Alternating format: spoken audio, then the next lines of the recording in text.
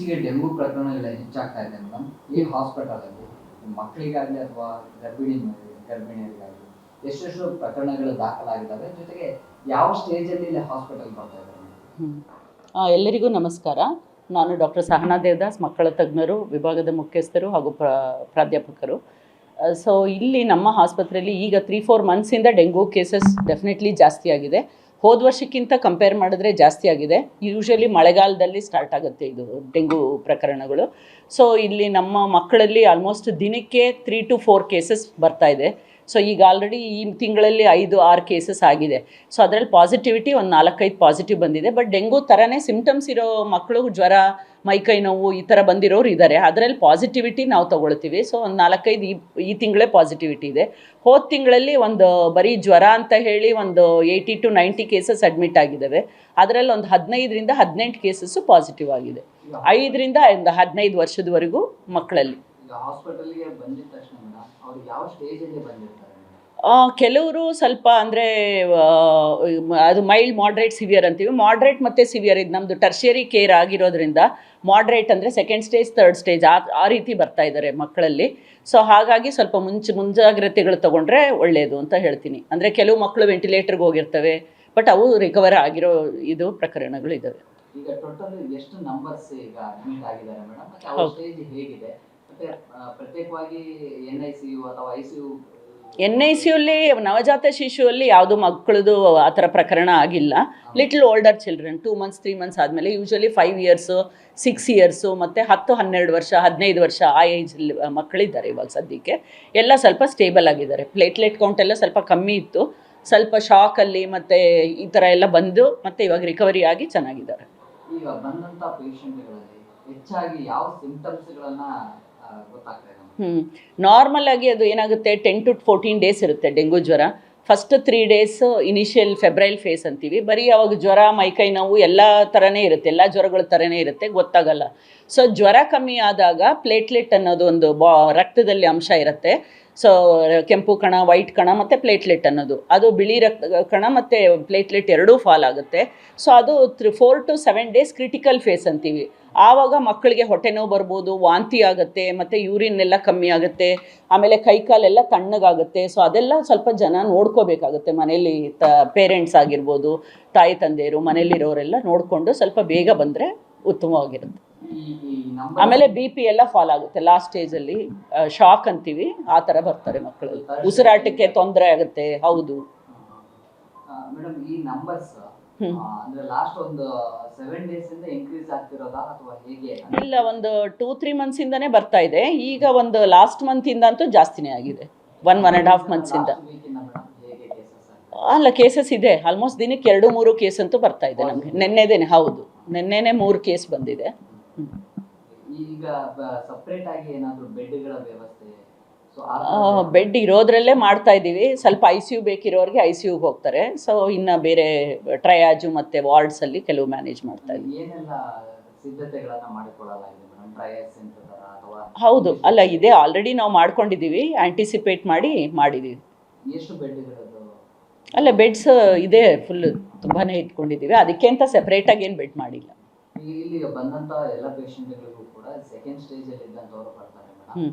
So ಅಷ್ಟರಲ್ಲಿ ಒಂದು ಹಂತಕ್ಕೆ ಅವ್ರಿಗೆ ಡಿಸೀಸ್ ಅನ್ನೋದು ಅಂದರೆ ಬೇಗ ಕ್ಯೂರ್ ಆಗದೇ ಇರುವಂಥ ಸ್ಥಿತಿಯಲ್ಲಿರುತ್ತೆ. ಸೊ ಅವರು ಯಾವ ಥರ ಪ್ರೊಟೆಕ್ಟ್ ಮಾಡ್ಕೊಳ್ಳಿಕ್ಕೆ ಏನು ಮಾಡಬೇಕು, ಜೊತೆಗೆ ಹೇಗೆ ಅಲರ್ಟ್ ಆಗಿರಬೇಕು?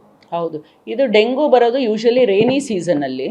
ಸೊ ಏನಾಗುತ್ತೆ ಅಂದರೆ ಇದು ಡೇ ಬೈಟರ್ಸ್. ಇದು EDS ಈಜಿಪ್ಟಿ ಅನ್ನೋ ಮಸ್ಕಿಟೋ ಇಂದ ಬೈಟ್ ಆಗೋದು. ಇದು ಬೆಳಗಿನ ಹೊತ್ತು ಕಚ್ಚುವಂಥ ಮಸ್ಕಿಟೋ, ಇದು ನಿದ್ದೆ ರಾತ್ರಿ ಕಚ್ಚುವಂಥ ಮಸ್ಕಿಟೋ ಅಲ್ಲ. ಸೊ ಅದಕ್ಕೆ ಯಾವಾಗ ಎಲ್ಲಿ ಬ್ರೀಡಿಂಗ್ ಪ್ಲೇಸಸ್ ಅಂದರೆ ಓಪನ್ ಟ್ಯಾಂಕ್ಸ್ ಇರುತ್ತೆ, ನೀರು ಎಲ್ಲಿ ಶೇಖರಣೆ ಮಾಡಿರ್ತೀವಿ, ಸೊ ಅಂಥ ಕಡೆ. ಆಮೇಲೆ ಟಯರ್ಸ್ ಎಲ್ಲ ಇರುತ್ತಲ್ಲ ಅದರೊಳಗೆ, ಆಮೇಲೆ ತೆಂಗಿನ ಚಿಪ್ ಇರ್ಬೋದು, ಮತ್ತು ಇದು ಏನದು ಬಾಟಲ್ಸ್, ಮುರಿದಿರೋ ಬಾಟಲ್ಸು, ಟಿನ್ಸು, ಸೊ ಟಯರ್ಸು, ಇದರಲ್ಲೆಲ್ಲ ಜಾಸ್ತಿ ನೀರು ಶೇಖರಣೆ ಆಗುತ್ತೆ. ಆಮೇಲೆ ಓಪನ್ ಹೆಡ್ ಟ್ಯಾಂಕ್ಸ್ ಇರುತ್ತಲ್ಲ ಮನೆಗಳ ಮೇಲೆ, ಅದು ಓಪನ್ ಇಡಬಾರ್ದು. ಸೊ ಇದೆಲ್ಲ ಮನೆಯಲ್ಲಿ ಶೇಖರಣೆ ಮಾಡಿದ್ರೂ ಸಹ ಮುಚ್ಚಿಡಬೇಕು ಎಲ್ಲೇ ಆಗಿದ್ರು ನೀರನ್ನು. ಆಮೇಲೆ ಕೂಲರ್ಸಲ್ಲಿ ನೀರು ಚೇಂಜ್ ಮಾಡ್ತಾ ಇರಬೇಕು, ಅಥವಾ ಏರ್ ಕಂಡೀಷ್ನರ್ ಆಫ್ ಮಾಡಿದರೆ ಆ ನೀರನ್ನೆಲ್ಲ ತೆಗಿಬೇಕು. ಸೊ ಆ ಥರ. ಆಮೇಲೆ ಫ್ಲವರ್ ವಾಸ್ ಎಲ್ಲ ಇಡ್ತೀವಲ್ಲ ನೀರು, ಅದೆಲ್ಲ ಚೇಂಜ್ ಮಾಡ್ತಾ ಇರಬೇಕು. ಮೇಡಮ್ ಡೆಂಗ್ಯೂ ಅಂದರೆ ಏನು, ಅದು ಹೇಗೆ ಬರುತ್ತೆ, ಹೇಗೆ ಸ್ಪ್ರೆಡ್ ಆಗುತ್ತೆ ಮೇಡಮ್? ಡೆಂಗು ಅನ್ನೋದು ಮಸ್ಕಿಟೋಸಿಂದ ಬರುವಂಥದ್ದು ಈಡಿಸ್ ಈಜಿಪ್ಟಿ ಅಂತ ಇಟ್ಸ್ ಫ್ಲೇವಿ ವೈರಸ್ ಅಂತ ಹೇಳ್ತೀವಿ. ವೈರಲ್ ಫೀವರ್ ಥರ ಬರುತ್ತೆ ಡೆಂಗು. ಸೊ ಅದು ಮಸ್ಕಿಟೋಸಿಂದ ಹರಡುವಂಥದ್ದು. ಈಡಿಸ್ ಈಜಿಪ್ಟಿ ಅನ್ನೋ ಟೈಪ್ ಮಸ್ಕಿಟೋ ಇದೆ, ಸೊ ಅದರಿಂದ ಹರಡುತ್ತೆ. ಸೊ ರೈನಿ ಸೀಸನ್ನಲ್ಲಿ ಇದು ಕಂಡುಬರುತ್ತೆ. ಇದು ನಾರ್ಮಲಿ ಜೂನ್, ಜುಲೈ, ಆಗಸ್ಟ್, ಸೆಪ್ಟೆಂಬರ್ವರೆಗೂ ಇರುತ್ತೆ. ಇದು ಸಿಂಪ್ಟಮ್ಸ್ ಹೇಗಿರುತ್ತೆ ಮೇಡಮ್, ಮತ್ತು ಯಾವ ಏಜ್ ಕ್ಯಾಟಗರಿ ಮೇಲೆ ಹೆಚ್ಚು ಎಫೆಕ್ಟ್ ಆಗುತ್ತೆ? ಇದು ಒಂದು ನಿಮಿಷ, ಏನು ಕೇಳಿದ್ದು ಕ್ವಶನ್? ಅಂದರೆ ಯಾವ ಏಜ್ ಕ್ಯಾಟಗರಿ ಮೇಲೆ ಹೆಚ್ಚು ಎಫೆಕ್ಟ್? ಸಿಂಪ್ಟಮ್ಸ್ ಕೇಳಿದ್ರಲ್ಲ. ಸೊ ಇದು ಯಾವ ರೀತಿ ಬರ್ಬೋದು ಅಂದರೆ ನಾರ್ಮಲಾಗಿ ವೈರಲ್ ಜ್ವರ ಬರುತ್ತೆ, ಮೈಕೈ ನೋವು ಬರುತ್ತೆ. ಸೊ ಅದೇ ರೀತಿ ಸ್ಟಾರ್ಟ್ ಆಗುತ್ತೆ. ಬಟ್ ಅಂದರೆ ಇದು 3 ಸ್ಟೇಜಸ್ ಇರುತ್ತೆ. ಒಂದು acute febrile phase 1 to 3 days ಇರುತ್ತೆ, 4 to 7 ಕ್ರಿಟಿಕಲ್ ಕೇಸು, ಆಮೇಲೆ ರಿಕವರಿ ಸ್ಟೇಜ್ ಅಂತ 7 to 12 ಡೇಸ್ ಅಂತ ಹೇಳ್ತೀವಿ. ಸೊ ಮಾಮೂಲಿ ಎಲ್ಲ ವೈರಲ್ ಫೀವರಲ್ಲೂ ಮೈಕೈ ನೋವು ಬರುತ್ತೆ ಮತ್ತು ಜ್ವರ ಬರುತ್ತೆ, ಬಟ್ ಸ್ವಲ್ಪ ಆ್ಯಕ್ಟಿವ್ ಆಗಿ ಇರ್ತಾರೆ. ಸೊ ಜ್ವರ ಕಮ್ಮಿ ಆದಾಗ ಅದರಲ್ಲಿ ಬಿಳಿ ರಕ್ತ ಕಣ ಮತ್ತು ಇದು ಪ್ಲೇಟ್ಲೆಟ್ ಅಂತ ಹೇಳ್ತೀವಿ, ಸೊ ಅದು ಫಾಲ್ ಆಗುತ್ತೆ. ಸೊ ಆಮೇಲೆ ಬ್ಲೀಡಿಂಗ್ ಎಲ್ಲ ಆಗ್ಬೋದು, ಹೊಟ್ಟೆ ನೋವು ಬರ್ಬೋದು, ಆಮೇಲೆ ಕೈ ಕಾಲೆಲ್ಲ ಥಂಡಿ ಆಗ್ಬೋದು, ಆಮೇಲೆ ಯೂರಿನ್ ಎಲ್ಲ ಕಮ್ಮಿ ಆಗುತ್ತೆ. ಸೊ ಆವಾಗ ಸ್ವಲ್ಪ ಡೇಂಜರ್ ಸೈನ್ಸ್ ಅಂತ ಹೇಳ್ತೀವಿ. ಸೊ ಅದನ್ನು ನೋಡ್ಕೋಬೇಕು. ಮಗು ಮಾಮೂಲಿಯಾಗಿರೋದಕ್ಕಿಂತ ಆ್ಯಕ್ಟಿವ್ ಇಲ್ಲ, ಮಲ್ಕೊಳ್ತಾ ಇದೆ, ಜಾಸ್ತಿ ಊಟ ತಿಂತಾ ಇಲ್ಲ, ಮತ್ತು ವಾಮಿಟ್ ಮಾಡ್ತಾ ಇದೆ ಕಂಟಿನ್ಯೂಸ್ ಆಗಿ, ಹೊಟ್ಟೆ ನೋವ್ತಾ ಇದೆ, ಸೊ ಕೈಕಾಲೆಲ್ಲ ಥಂಡಿ ಇರುತ್ತೆ. ಸೊ ಆ ರೀತಿ ಎಲ್ಲ ಇದ್ದಾಗ ಡೇಂಜರ್, ಹಾಸ್ಪಿಟ್ಲಿಗೆ ಅಪ್ರೋಚ್ ಆಗಬೇಕಾಗುತ್ತೆ. ಇದು ಆಮೇಲೆ ಒಂದೊಂದು ಸತಿ ಮೂಗಲ್ಲಿ, ಬಾಯಲ್ಲಿ ಎಲ್ಲ ಬ್ಲೀಡಿಂಗ್ ಬರುತ್ತೆ, ಯೂರಿನ್ನಲ್ಲಿ, ಮೋಷನ್ನಲ್ಲಿ ಎಲ್ಲ. ಸಮ್ಟೈಮ್ಸ್ ತೀರಾ ವಿಪರೀತವಾಗಿ ಅಂದರೆ ಎಲ್ಲ ಆರ್ಗನ್ಸ್ಗೂ ಆಗಿ ಫಿಟ್ಸು ಬರುತ್ತೆ, ತಲೆಗೆ ಹತ್ತತ್ತೆ, ಬಟ್ ಕಿಡ್ನಿಗೆ ಎಫೆಕ್ಟ್ ಆಗುತ್ತೆ, ಮತ್ತು ಲಿವರು, ಲಂಗ್ಸು ಎಲ್ಲದಕ್ಕೂ ಎಫೆಕ್ಟ್ ಆಗುತ್ತೆ. ನೀರು ಡೇಂಜರಸ್ ಆಗುತ್ತೆ ಮೇಡಮ್, ಅಂದರೆ ಇಂತಿಷ್ಟು ಡ್ಯೂರೇಷನ್ ರೀಚ್ ಆದಮೇಲೆ ಇದು ತುಂಬ ಡೇಂಜರಸ್ ಸ್ಟೇಜಿಗೆ ತಲುಪಿದೆ ಅನ್ನೋದಕ್ಕೆ? ಹೌದು, ಅದು ಶಾಕ್, ಡೆಂಗು ಶಾಕ್ ಅಂತ ಹೇಳ್ತೀವಿ, ಡೆಂಗು ಹೆಮರೇಜಿಕ್ ಅಂತೀವಿ. ಅದೆಲ್ಲ ಹಾಸ್ಪಿಟ್ಲಲ್ಲಿ ಅಡ್ಮಿಟ್ ಮಾಡಿ ರೈಟ್ ಟೈಮ್ ನೋಡ್ಕೊಳ್ಳಿಲ್ಲ ಅಂದರೆ ಡೆಫಿನೆಟ್ಟಾಗಿ ಡೆತ್ ಅಂತೂ ಆಗುತ್ತೆ. ಎಸ್ಪೆಷಲಿ ಈ ಸೀಸನಲ್ಲಿ ಮೇಡಮ್, ಈ ಹಿಂದೆ ಕಂಪೇರ್ ಮಾಡಿದ್ರೆ ಲಾಸ್ಟ್ 1 year ಬ್ಯಾಕ್, 2 years ಬ್ಯಾಕಿಗೆ ಹೋಲಿಕೆ ಮಾಡಿದ್ರೆ ಈಗ ತುಂಬ ಹೆಚ್ಚು ಕೇಸಸ್ ಬರ್ತಾ ಇದೆ. ಸೊ ಯಾವ ಸ್ಟೇಜಲ್ಲಿ ಈಗ ಪತ್ತೆ ಆಗ್ತಾ ಇದೆ ಮೇಡಮ್, ಹಾಸ್ಪಿಟಲೈಸ್ಡ್ ಆಗ್ತಾ ಇದ್ದ? ಈಗ ತುಂಬ ಜನ ಮಕ್ಕಳು ಅಕ್ಯೂಟ್ ಫೆಬ್ರೈಲ್ ಇಲ್ನೆಸ್ ಥರ ಬರ್ತಾ ಇರ್ತಾರೆ, ಬಟ್ ಎಲ್ಲರನ್ನೂ ನಾವು ಅಡ್ಮಿಟ್ ಮಾಡೋದಿಲ್ಲ. ಸೊ ರಿಸ್ಕ್ ಇರಬೇಕಾದ್ರೆ ಇದರಲ್ಲಿ ಕೆಲವರಿಗೆ ರಿಸ್ಕ್ ಜಾಸ್ತಿ ಇರುತ್ತೆ. ಯಾರಲ್ಲಿ ಅಂದರೆ ಮಕ್ಕಳು, 1 ವರ್ಷದ ಒಳಗಿನ ಮಕ್ಕಳು, ಆಮೇಲೆ ಓಲ್ಡ್ ಏಜ್, ತುಂಬ ಏಜ್ ಆಗಿರೋರಿಗೆ, ಮತ್ತು ಪ್ರೆಗ್ನೆಂಟ್ ವಿಮೆನಲ್ಲಿ, ಆಮೇಲೆ ತುಂಬ ದಪ್ಪ ಇರೋರು, ಒಬೇಸಿಟಿ ಅಂತ ಹೇಳ್ತೀವಿ. ಇವಾಗಂತೂ ನಮ್ಮ ದೇಶದಲ್ಲಿ ಜಾಸ್ತಿ ಒಬೇಸಿಟಿ ಆಗಿದೆ, ಸೊ ತುಂಬ ದಪ್ಪ ಇರೋವಂಥವ್ರು, ಆಮೇಲೆ ಡಯಾಬಿಟಿಸ್ ಇರ್ಬೋದು, ಮತ್ತು ಹೈಪರ್ ಟೆನ್ಷನ್, ಬ್ಲಡ್ ಪ್ರೆಷರ್ ಜಾಸ್ತಿ ಇರೋರು, ಆಮೇಲೆ ಕಿಡ್ನಿ ಕಾಯಿಲೆನೇ ಮಕ್ಕಳಲ್ಲೂ ಇರುತ್ತೆ.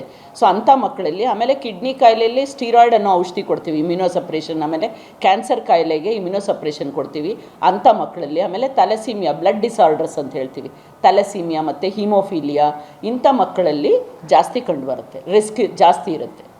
ಲಾಸ್ಟ್ ಈಗ ಸೆಕೆಂಡ್ ಸ್ಟೇಜಿಗೆ ರೀಚ್ ಆಗಿದೆ ಅನ್ನೋದಕ್ಕೆ ಒನ್ ವೀಕ್ ಡ್ಯೂರೇಷನ್? 1 week ಅಲ್ಲ, ಅರೌಂಡ್ 4 to 7 days, 4 ದಿನ. ಫಸ್ಟ್ 3 days ಓಕೆ ಇರ್ತಾರೆ. ಸೊ ಫೀವರ್ ಕಮ್ಮಿ ಆಯಿತು ಅಂತ ಜನ ಎಲ್ಲ ನಾರ್ಮಲ್ ಆಯಿತು ಅನ್ಕೊತಾರೆ. ಆಗ ಕ್ರಿಟಿಕಲ್ ಆಗಿ ನೋಡ್ತಾ ಇರಬೇಕು, ಮಗು ಚೆನ್ನಾಗಿದೆಯಾ, ಯೂರಿನ್ ಮಾಡ್ತಾ ಇದೆಯಾ, ನೀರೆಲ್ಲ ಕುಡಿತಾ ಇದೆಯಾ, ವಾಮಿಟಿಂಗ್ ಇಲ್ವಾ, ಹೊಟ್ಟೆ ನೋವು, ಆಮೇಲೆ ಕೈಕಾಲೆಲ್ಲ ಥಂಡಿ ಅಂತಂದರೆ ಅದು ಫೀಚರ್ ಶಾಕ್, ಆಮೇಲೆ ಸುಮ್ಮನೆ ಮಲಗುತ್ತೆ, ಅದೆಲ್ಲ risk, I mean danger science. So ಅದನ್ನು ನೋಡಿಕೊಂಡು ತಾಯಿ ತಂದೆ ಬೇಗ ಬರಬೇಕು. ಈಗ ಈ ಡೇಂಜರ್ ಝೋನಿಂದ ಮೇಡಮ್ ನಾವು ಹೇಗೆ ಪ್ರೊಟೆಕ್ಟ್ ಮಾಡ್ಕೊಳ್ಬಹುದು ಮೇಡಮ್? ಒಂದು, ಡೆಂಗು ಜ್ವರದಿಂದ ಪ್ರೊಟೆಕ್ಷನ್ ಅಂದರೆ ಇದು ಡೇ ಬೈಟರ್ಸ್ ಅಂತ ಹೇಳ್ತೀವಲ್ಲ, ಸೊಳ್ಳೆಗಳಿಂದ ತಪ್ಪಿಸ್ಕೋಬೇಕು. ಯಾವ ರೀತಿ ಇದು ಬ್ರೀಡ್ ಆಗುತ್ತೆ ಅಂದರೆ ಲಾರ್ವಾ, ಎಲ್ಲಿ ಓಪನ್ ಟ್ಯಾಂಕ್ಸ್ ಇರುತ್ತೆ, ನೀರು ಎಲ್ಲೆಲ್ಲಿ ಶೇಖರಣೆ ಮಾಡಿರ್ತೀರ, ಬಕೆಟ್ಸಲ್ಲಿ ಇಟ್ಟಿರ್ಬೋದು, ಇವಾಗ ನೀರು ಬರ್ತಿಲ್ಲ ಅಂತ ಹೇಳಿಬಿಟ್ಟು. ಸೊ ಒಂದು ಮೇಲೆ ಓವರ್ ಹೆಡ್ ಟ್ಯಾಂಕ್ ಇರುತ್ತೆ, ಅದು ಮುಚ್ಚದೇ ಇರುವಂಥದ್ದು. ಆಮೇಲೆ ಟ್ಯೂಬ್ಸು, ಆಮೇಲೆ ಇದು ತೆಂಗಿನಕಾಯಿ ಎಳ್ನೀರು ಕುಡಿದು ಹಾಕಿರ್ತಾರೆ, ಅದರೊಳಗೆ ಮಳೆ ನೀರು ಬಂದು ಅದರಲ್ಲಿ ಶೇಖರಣೆ ಆಗುತ್ತೆ. ಸೊ ಇದು ಫ್ಲವರ್ ವಾಸ್ಗಳಲ್ಲಿ ನೀರಿಟ್ಟಿರ್ತಾರೆ. ಆಮೇಲೆ ಟ್ಯೂಬ್ಸು, ಟಯರ್ಸು, ಆಮೇಲೆ ಬಾಟಲ್ಸು, ಮುರಿದಿರೋ ಬಾಟಲ್ಸು, ಟಿನ್ಸು, ಇದರಲ್ಲೆಲ್ಲ ಜಾಸ್ತಿ ಶೇಖರಣೆ ಆಗುತ್ತೆ. ಸೊ ಅದನ್ನೆಲ್ಲ ಡಿಸ್ಪೋಸ್ ಮಾಡಬೇಕು. ಆಮೇಲೆ ಮನೆ ಶುದ್ಧಿಯಾಗಿ ಇಟ್ಕೋಬೇಕು ಒಂದು ರೀತಿಯಾಗಿ. ಆಮೇಲೆ ಬೆಳಗ್ಗೆ ಹೊತ್ತು ಮಕ್ಕಳಿಗೆಲ್ಲ ಮಸ್ಕಿಟೋ ನೆಟ್, ಸ್ಮಾಲ್ ಬೇಬೀಸ್ಗೆಲ್ಲ ಇಡಬೇಕು. ಆಮೇಲೆ ರಿಪೆಲೆಂಟ್ಸ್ ಅಂತ ಬರುತ್ತೆ, ಸ್ಪ್ರೇ ಮತ್ತು ಆಯಿಂಟ್ಮೆಂಟ್ ಥರ, ಅದನ್ನು ಹಚ್ಕೋಬೇಕು.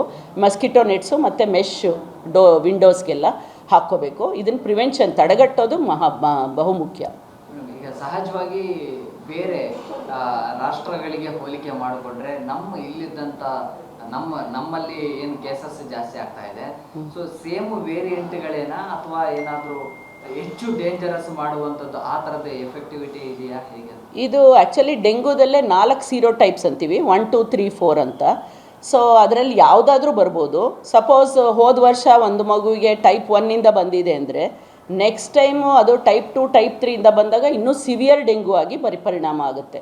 ಸೊ ಒಂದ್ಸಲಿ ಬಂದಾಗ ಮತ್ತೆ ಬರಲ್ಲ ಅಂತ ಅನ್ನೋದು ಆ ಥರ ಇಲ್ಲ. ಸೊ ಇನ್ನೂ ಡೇಂಜರ್ ಆಗಿ ಬರುತ್ತೆ. ಇದ್ರದ್ದು ಸ್ಪ್ರೆಡ್ಡಿಂಗ್ ಆಗುವಂಥದ್ದು ಕೆಪಾಸಿಟಿ ಹೇಗಿರುತ್ತೆ ಮೇಡಮ್? ಅದು 20-25 ಮೀಟ್ರಿಂದ 2500 ಫೀಟ್ ಅಬೋವ್ ಸಿ ಲೆವೆಲ್ವರೆಗೂ ಓಡಾಡುತ್ತೆ ಅದು ಮಸ್ಕಿಟೋ.